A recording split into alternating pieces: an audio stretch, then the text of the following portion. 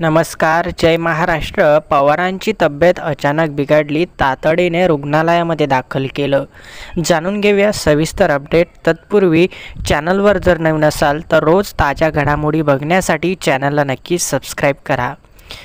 राज्याचे उपमुख्यमंत्री अजितदादा पवार यांची तब्येत अचानक बिघडली आहे.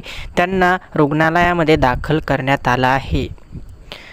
राज्यामध्ये सध्या निवडणुकीचं वातावरण आहे. या निवडणुकीच्या वातावरणामुळे अजितदादा पवार हे नेहमी कामामध्ये व्यस्त असतात. या कामाच्या तणावामुळेच त्यांची तब्येत बिघडल्याचं डॉक्टरांनी सांगितलं आहे. त्यामुळे त्यांना आता काही दिवस आराम करण्याचा सल्लाही डॉक्टरांनी दिला आहे. येत्या काही दिवसामध्ये आता निवडणूक येणारच आहे. त्यामुळे अजितदादांना पुन्हा सक्रिय व्हावं लागणार आहे. तेव्हाच त्यांना निवडणुकीचा भार झेपणार आहे. त्यामुळे आपण सर्व त्यांना लवकर बऱ्या होण्याच्या शुभेच्छा देऊयात. आणि मुंबई येथे पार पडलेल्या बैठकीमध्ये मुख्यमंत्री आणि उपमुख्यमंत्री देवेंद्र फडणवीस दोघेही उपस्थित होते. मात्र अजित पवार उपस्थित नव्हते. तेव्हा ही बातमी माध्यमांना समजली.